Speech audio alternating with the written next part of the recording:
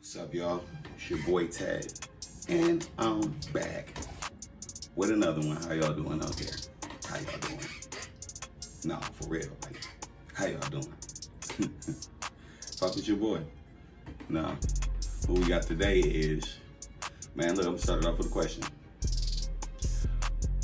What's the longest amount of time you ever been in the car? Like road trip styles, like continuously. I'm talking like, you know, pit stops and everything. But what's the longest amount of time you ever been in a car? Then ask yourself this. On that time, how far did you go? Like how many miles did you end up making it in that amount of time? And then I'm gonna ask you another thing. What's the coldest you've ever been the longest? What is the coldest you've ever been for the longest? How long have you just been in a cold where you couldn't make yourself? I'm putting all this shit together to say, niggas is getting stranded on the freeway. Bruh.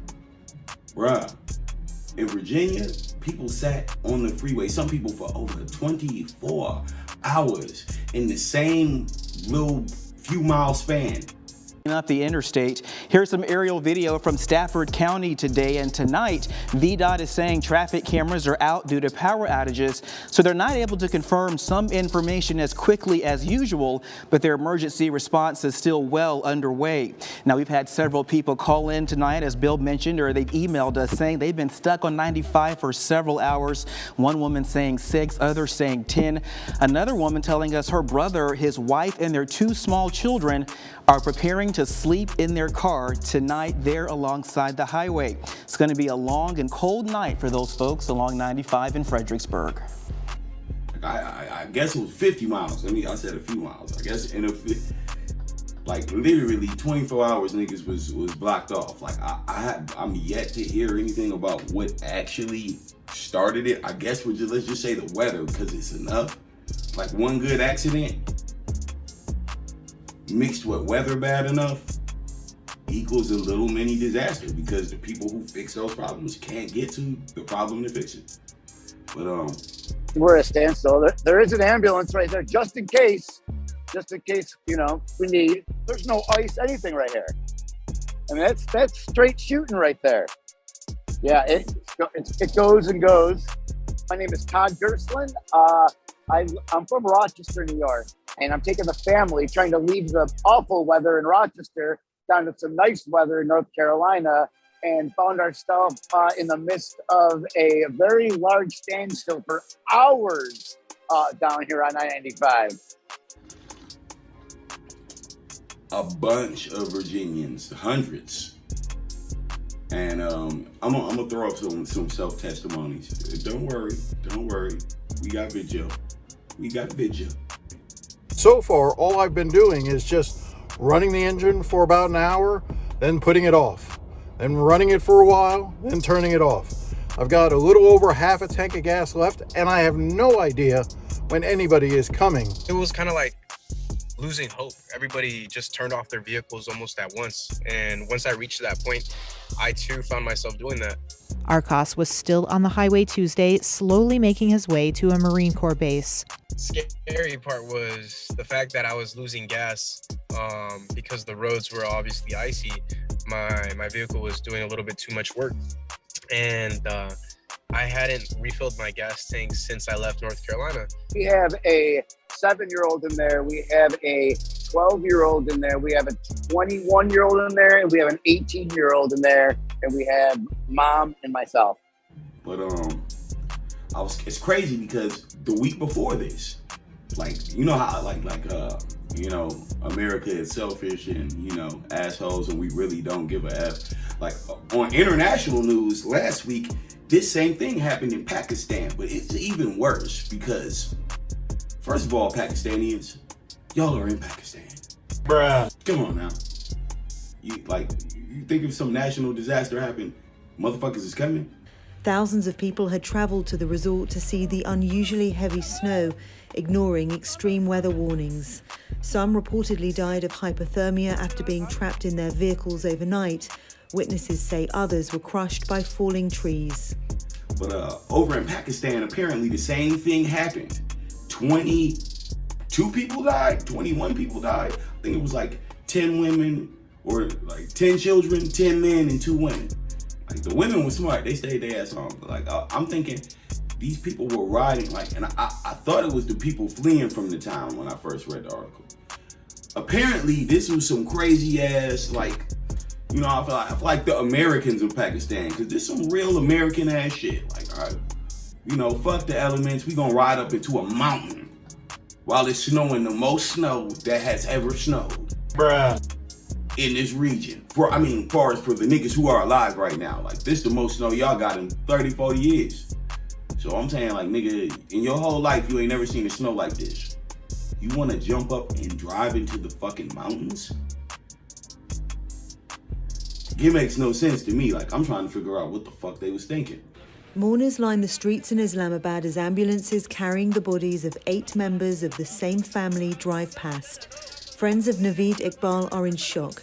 They say the police officer and his family were well-liked members of the community. I still can't believe it, even after I heard about this tragic incident. The whole country is grieving along with the family. Naveed Iqbal was a very nice person. This is a calamitous day. But, you know, to each their own. Let's be real. Like I said, there are totally people that I do know like that. I'm just thinking of us with, you know, regular down-to-earth common sense. What the fuck, dude? Like, why would you even do that? Why bring kids? Like, they brought mad kids. It's also what I was saying. Like, maybe they thought they was gonna be able to toboggan or some shit like that. But my thing is this.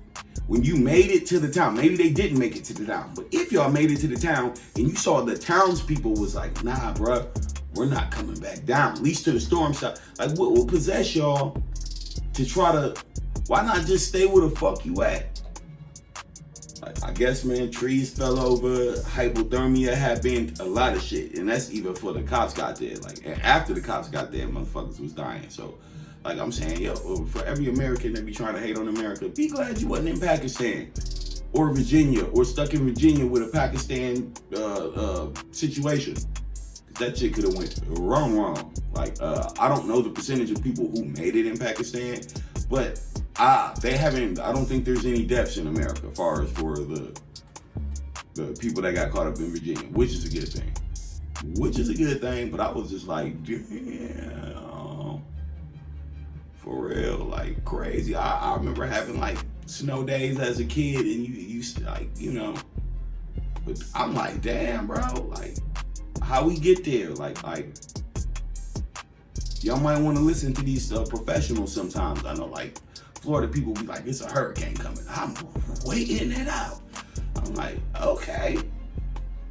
But man, maybe y'all might should take heed to these professional motherfuckers sometimes, man. You know, not freeze your whole ass off. Like, I don't even know. Like, as far as for the thing in Virginia, like, that's so, like, I mean, don't y'all get snow most of the time? Bruh. Doesn't this kind of thing happen a lot? Like, I was just thinking, like, I don't know how they got caught slipping, but you know, I guess shit happens in a row. Maybe the rain came too close to the freezing. Like, you know, Ice-Mageddon shit. That shit just happened in Alaska. Like, you know, apparently the whole entire state of Alaska is one big fucking skating rink. Bruh. You know. Yeah, like, climate is changing. And that don't mean it's just, you know, water and flooding. I feel it means we gotta learn planet Earth again, where it gets cold now, where it gets hot now, where we can grow food now, where we can't grow food now. It's like, that's what the climate change means to me, nigga, adaptation. And really looking at how shit is going to change in times to come. Like, right now, I feel like Michigan weather is Michigan. It's right about like where it used to be when I was a kid. Cold as F in January. That's how it's supposed to be. Rewind time 5-6 years. I remember it was 100 fucking degrees like today, 6 or 7 years ago. Bruh. 5 years ago, something like that. No cap. I remember sitting in the middle of Tennessee, like, nigga, it's so damn hot that, like, fuck, I gotta walk this dog. You start looking at your dog as a burden, like, you know, this nigga a little Yorkie, he cute and all, but nigga, this 100 degrees, nigga.